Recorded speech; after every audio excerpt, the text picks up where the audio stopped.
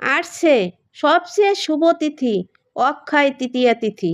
এই অক্ষয় তৃতীয়া তিথি শুরু হবে 19 এপ্রিল সকাল 10টা 49 মিনিটে, আর তৃতীয়া শেষ হবে 20 এপ্রিল সকাল 7টা 27 মিনিটে। এই অক্ষয় তৃতীয়া তিথি হল চান্দ্র বৈশাখ মাসের শুক্লপক্ষের তৃতীয়া তিথি। হিন্দু ধর্ম অনুসারে এই তিথি অত্যন্ত শুভ একটি তিথি।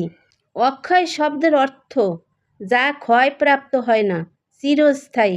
এই তিথিতে কোনো শুভ কার্য সম্পন্ন হলে তা অনন্তকাল অক্ষয় হয়ে থাকে।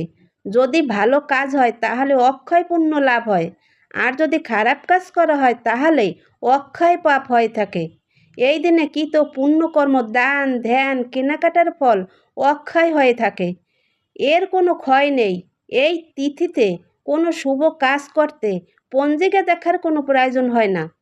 এই দিনে বিষ্ণুর ষষ্ঠ অবতার পরশুরাম জন্ম নেন পৃথিবীতে। এই দিনই রাজা ভগীরথ গঙ্গা দেবীকে মর্তে নিয়ে এসেছিলেন। এই দিনই গণপতি গণেশ বেদব্যাসের মুখ নিঃসৃত বাণী শুনে মহাভারত রচনা শুরু করেন। এই দিনই সত্যযুগ শেষ হয়ে ত্রেতা যুগের সূচনা হয়। এই দিনই দুঃশাসন দ্রৌপদীর বস্ত্র হরণ করতে যান এবং ভগবান শ্রীকৃষ্ণ তার সখীকে রক্ষা করেন। এদিন থেকে পুরীধামে জগন্নাথের রথযাত্রা উপলক্ষে রথ নির্মাণ কাজ শুরু হয়। এই দিনই দেবী অন্নপূর্ণার আবির্ভাব ঘটে। পাণ্ডবরা বনবাসের সময়কালীন ভগবান শ্রীকৃষ্ণ অক্ষয় পাত্র দান করেছিলেন, যে পাত্রে কোনোদিন খাদ্যের অভাব হবে না। এই সব ঘটনার কারণেই এই অক্ষয় তৃতীয়া এত গুরুত্বপূর্ণ তিথি। হরে কৃষ্ণ, রাধে রাধে।